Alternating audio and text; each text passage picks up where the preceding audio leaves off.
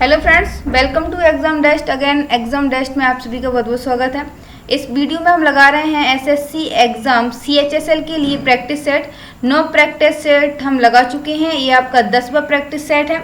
आप इसका online test हमारी जो वेबसाइट है www.examdesk.com पर दे सकेंगे। इसकी PDF भी हम आपको प्रोवाइड कराएंगे। इसकी लिंक हम आपको डिस्क्रिप्शन में दे देंगे। इस वीडियो को अंत तक ज़रूर देखिएगा। चैनल पर पहली बार आए तो इसको सब्सक्राइब करके बेल आइकन ऑन कर लीजिए ताकि आने वाली वीडियो की नोटिफिकेशन आप तक पहुंच सके। चलिए स्टार्ट करते हैं इस वीडियो को और देखते हैं। जो फर्स्ट क्वेश्चन है हमारा वो है, भक्ति प्रचारक शंकर देव ने निम्न प्रादेशिक भाषाओं में से किसका उपयोग करके उसे लोकप्रिय बनाया था। ऑप्शन है आपके असमिया, बंगला, ब्रजभाषा या फिर अवधी। तो आपका इसका करेक्ट आंसर हो जाएगा असमिया। जो असमिया थी वो शंकर देव ने प्रादेशिक भाषाओं में से इसको एक को प्रयोग किया था। आपका सही आंसर हो जाएगा असमिया। नेक्स्ट क्वेश्चन है हमारा, पिट्स इंडिया एक्ट के अंतर्गत निम्न में किसे स्थापित किया गया था। आपको बताना है कि जो पिट्स इंडिया एक्ट था इसके अंतर्गत किसे स्थापित किया गया था। ऑप्शंस हैं निदेशकों की अदालत, नियंत्रण बोर्ड, राजस्व बोर्ड या फिर स्थायी परिषद। तो आपका इसका सही उत्तर हो जाएगा दोस्तों, नियंत्रण बोर्ड को इसमें स्थापित किया गया था पिट्स इंडिया एक्ट के तहत। निम्न में विषम इकाई को पहचानना है। आपको ऑप्शंस दिए, इसमें से बताना है कि विषम क्या है। मृत सागर, लाल सागर, काला सागर और कैस्पियन सागर। तो आपका इसका सही उत्तर हो जाएगा मृत सागर। जो मृत सागर है वो फ्रेंड्स एक झील है आपकी और ये सारे सागर हैं। ओके, ऑप्शन नंबर ए इसका बिल्कुल करेक्ट आंसर है।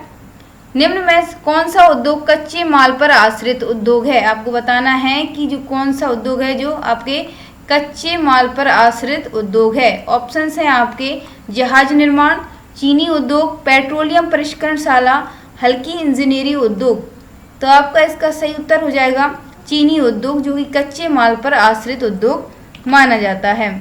आगे देखते हैं, मानव शरीर में सबसे लंबी कोशिका कौन सी है। आपको बताना है कि मानव शरीर की सबसे लंबी कोशिका कौन सी है। पेशी कोशिका, रक्त कोशिका, अस्थि कोशिका और तंत्रिका कोशिका। तो इसका सही उत्तर है तंत्रिका कोशिका सबसे लंबी कोशिका मानव शरीर की है। पौधे के किस भाग को केसर के रूप में प्रयोग किया जाता है। ऑप्शन हैं बाह्यदल, पंखुड़ी, पुंकेसर या फिर वर्तिका तथा वर्तिकाग्र। तो इसका सही उत्तर है आपका वर्तिका तथा वर्तिकाग्र। आगे चलते हैं। आगे जो हमारा नेक्स्ट क्वेश्चन है वो है, ग्रेव का रोग किस कारण होता है। जो ग्रेव का रोग होता है वो किस कारण से होता है। थाइमस की अति सक्रियता के कारण, थायराइड की अति सक्रियता के कारण, थाइमस की अल्प सक्रियता के कारण या फिर थायराइड की अल्प सक्रियता के कारण।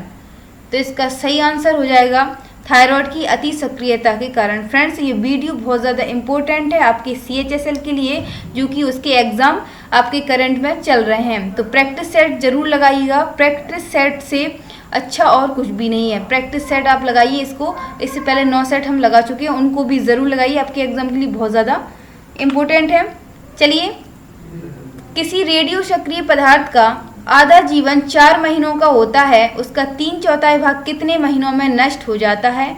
ऑप्शन है 6 महीने, 8 महीने, 12 महीने, 4 महीने। तो आपका इसका सही उत्तर हो जाएगा 8 महीने में। कितने फ्रेंड्स, 8 महीने में नष्ट हो जाता है। यातायात को रोकने के लिए यातायात संकेत के रूप में लाल रोशनी का प्रयोग क्यों किया जाता है। ऑप्शन है, यह दीर्घ दृष्टि वालों को भी स्पष्ट दिखाई देता है। लाल रोशनी के प्रति आंख ज़्यादा संवेदी होती है। यह सबसे कम बिखरती है, इसलिए लंबी दूरी से भी पहचानी जाती है। यह आंख के लिए काफ़ी सुखद है। तो आपका करेक्ट आंसर हो जाएगा लाल रोशनी के प्रति आंख ज़्यादा संवेदी होती है। ऑप्शन नंबर बी इसका बिल्कुल करेक्ट आंसर है। वह गुण कौन सा है जो प्रकाश तरंग में दिखता है पर ध्वनि तरंग में नहीं। ऐसा कौन सा गुण है जो प्रकाश तरंग में तो दिखाई देता है लेकिन ध्वनि गुण में दिखाई नहीं देता। ऑप्शन है व्यतिकरण, विवर्तन, अपवर्तन और ध्रुवण। तो सही उत्तर हो जाएगा ध्रुवण। ध्रुवण के कारण ध्रुवण गुण है जिसके कारण प्रकाश तरंग में दिखता है और ध्वनि तरंग में नहीं दिखता है। दाहक सोडा कैसा होता है। फ्रेंड्स, पूछा है कि दाहक सोडा कैसा होता है। उत्फुल्ल, प्रषेदी, ऑक्सीकारक या फिर अपचायक? तो सही आंसर है इसका प्रषवेदी होता है आपका दाहक सोडा। ओके, आगे चलते हैं। निम्न में कौन सा एक ठोस स्नेहक है? आपसे पूछा है कि दी गए ऑप्शंस में से कौन सा एक ठोस स्नेहक है। ऑप्शन है इंडियम, जर्मेनियम, गंधक या फिर ग्रेफाइट। तो करेक्ट आंसर हो जाएगा जो आपका है इस क्वेश्चन का वो है ग्रेफाइट। ग्रेफाइट क्या एक ठोस स्नेहक माना जाता है। नेक्स्ट क्वेश्चन है, एक श्वेत ठोस पदार्थ ए गर्म करने पर एक गैस निकालता है जो चूने के पानी को दूधिया बना देता है। बचा हुआ पदार्थ गर्म अवस्था में पीला रहता है लेकिन ठंडा होने पर श्वेत हो जाता है। तदनुसार वह ठोस ए क्या कहलाता है? आपको बताना है जो ठोस है ये वो क्या कहलाता है।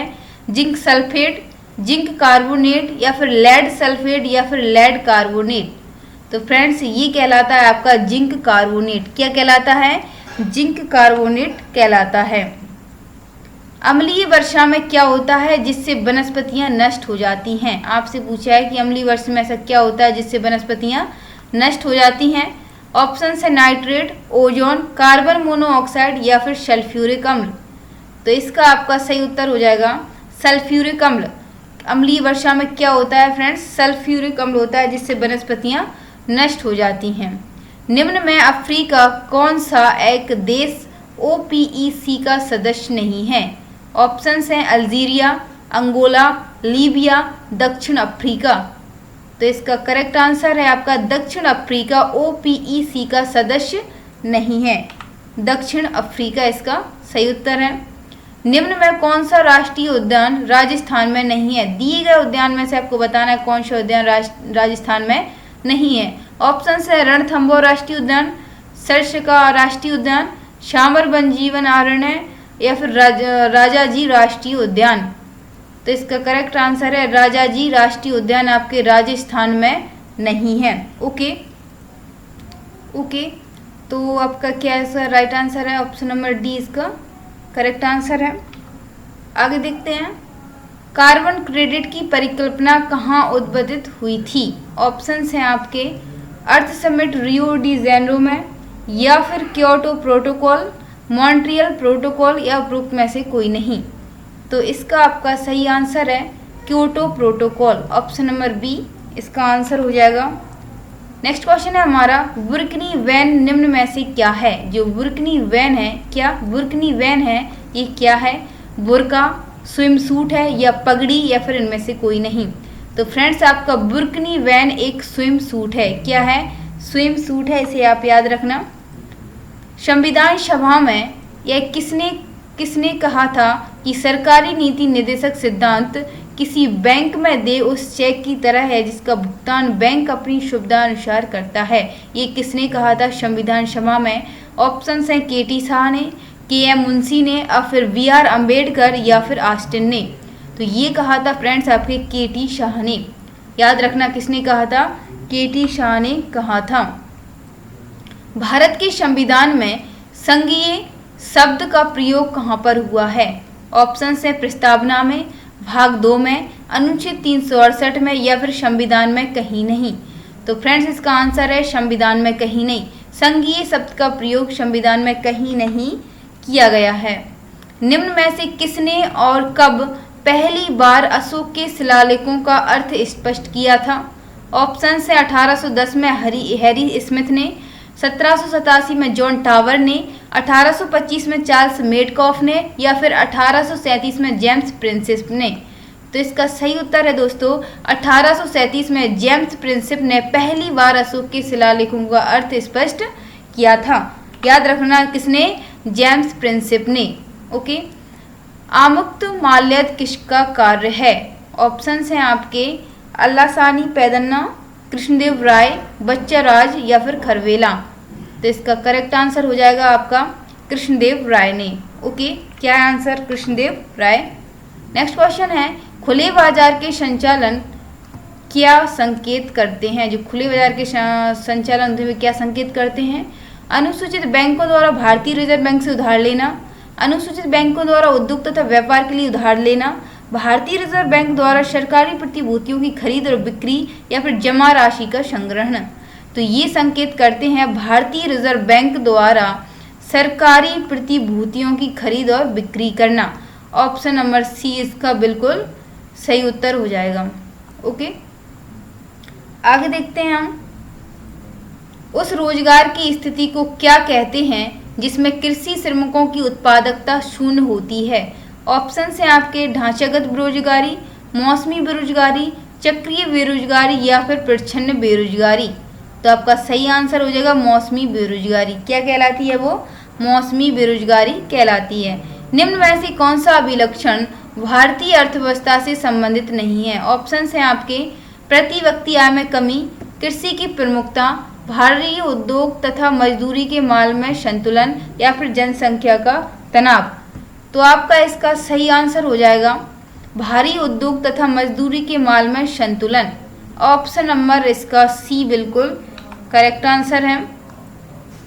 थैंक यू दोस्तों इस वीडियो को देखने के लिए। प्लीज़ इसको लाइक एंड शेयर ज़रूर कर दिया करें। आपके CHSL जो एग्ज़ाम है उसके लिए बहुत ज़्यादा इम्पोर्टेंट है। ये GK GS का प्रैक्टिस सेट है आपका, जो कि CHSL के एग्ज़ाम अभी फ़िलहाल में चल रहे हैं। तो फ्रेंड्स इसको शेयर एंड लाइक ज़रूर कर दिया करें।